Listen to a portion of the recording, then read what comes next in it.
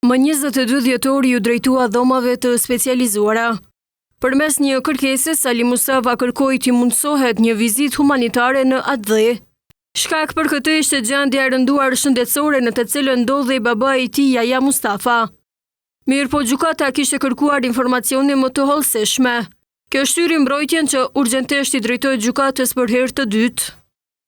Më 23 dhjetor 2025, mbrojtja Mustafës e përditësoi gjyqtarin e vetëm se gjendja shëndetësore e babait të zotit Mustafa mbetet jashtëzakonisht e rëndë dhe kritike dhe se ai nuk mund të operohet për shkak të. Kërkesa e dytë duket se vuri në lëvizje specialen, por në dokumentet e bëra publike thonë se për operacionet e tilla duhet kohë. Pavarësisht festave zyrtare, u ndërmorën veprime menjëherë për të marrë një përditësim nga mbrojtja e Mustafës dhe vërejtjet e nevojshme nga ZPS-ja dhe administrata. Gjyqtari vetëm këshillon mbrojtjen e Mustafës të paraqet një kërkesë me informacion të saktë dhe të plotë në mënyrë që gjyqtari vetëm të mund të marrë një vendim të informuar shpejt dhe rregullimet logjistike të mund të bëhen shpejt nga administrata. Operacione të tilla kërkojnë koordinim midis seksioneve të ndryshme brenda dhomave të specializuara. E derisa kërkesa po kalonte me seksioneve të ndryshme brenda speciales, gjendja e Yahya Mustafës u përkeqësua. Kështu më 25 dhjetor babai Sali Mustafës ndërroi jetë.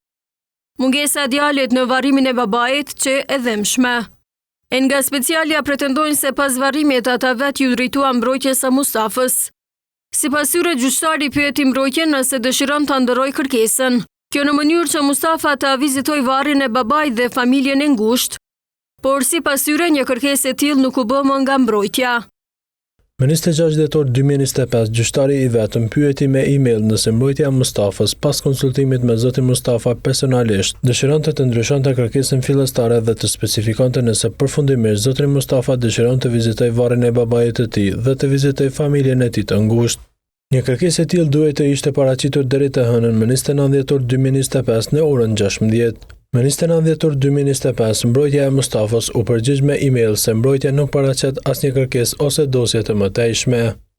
Ndryshe, Sali Mustafën speciale e gjeti fajtor për krime lufte dhe pas vendimeve të apelit të Supremës, u dënua me 15 vjet burgim.